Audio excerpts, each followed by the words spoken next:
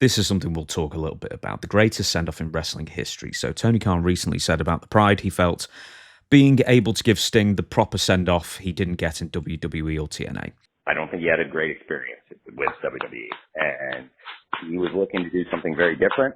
When I first talked to Sting, he was interested in maybe having a comeback, but I don't think Steve ever imagined that it would lead to a 3-year run in wrestling that would become legendary. And Sting's final match, Sting and Darby versus the Young Bucks at AEW Revolution, was, in my opinion, the greatest send-off ever in pro wrestling. And Sting deserves that because he's one of the greatest wrestlers ever, and we were very lucky to have Sting in AEW. So you saw the retirement of Sting. Where does that rank for you on the greatest send-offs of all time? I'm not big on send-offs. I'm really not. Why not? I'm just not. I mean, I think one of the greatest matches, and I don't much like this guy, Ric Flair, the match he had with Shawn Michaels. I think he got beat, which is expected. But they made Shawn look like he had a heart. He didn't want to do it, but he did it. So, and I think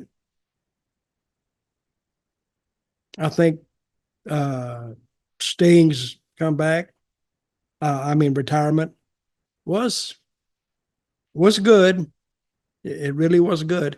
They did it in Greensboro. They did it right.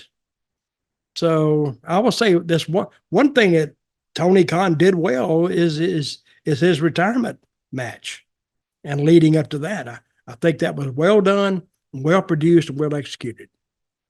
Did you ever book any retirement matches where the person actually was going to retire, or at least intended to retire?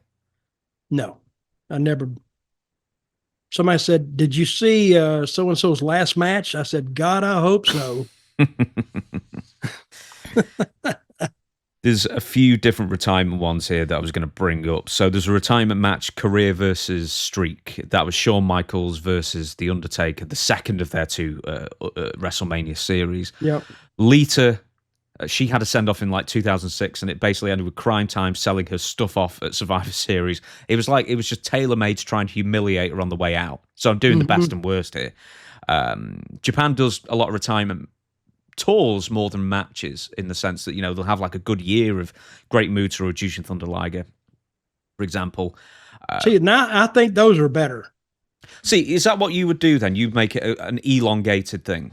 Yeah, let everybody, all your fans, because not just the fans in one city made the guy, made a talent.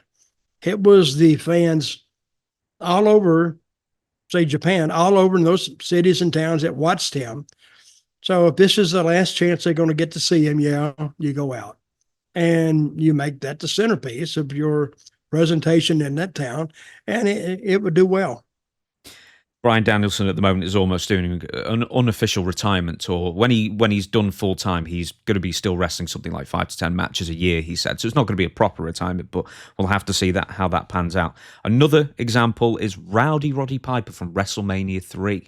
Where he goes out on top. I think he claimed he was retiring whether he won, lost, or drew, because he was going off to film They Live, and he beats Adrian Adonis as well. And one more that I don't think you saw this one, WrestleMania 7, Ultimate Warrior Randy Savage, and that was a retirement match as well. That Randy Savage, I think he was out for 8 months or something.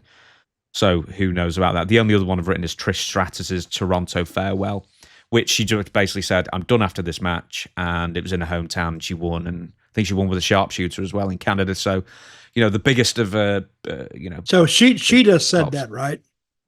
Yeah, she just said, "I'm done," basically. Promotion didn't say it. Yeah, no, she made the decision she was retiring, essentially. Okay. And she basically... That's good. That's good. So, to reiterate, Ric Flair, Shawn Michaels is the best retirement send-off ever for you? I would think so. Fine choice. But it had a good finish, and it made Shawn look like he has a heart. And when Shawn delivered it, he didn't want to do it, but his job dictated that he should do it, and kicked him or whatever he did, and pinned him 1, 2, 3.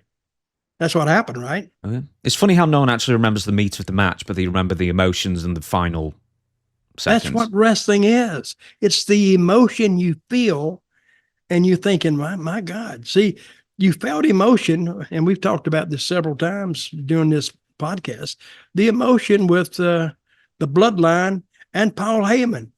You may hate Paul Heyman, but all of a sudden, here he is, big fat 60 some odd year old guy, and these young guys are beating the crap out of him, laying him out. And now he's going to take an extended hiatus. And I think now they're talking about how great he was, and he was great. He was, but Paul was good at writing stories, and stories that continue on and on and on and on, almost into infinity. You could actually write a wrestling show into infinity. You just keep changing your characters. Hey, well, it's gone on 100 odd years so far, so why not continue for a lot longer? Yeah, but they broke the continuity of it about 1,000 times.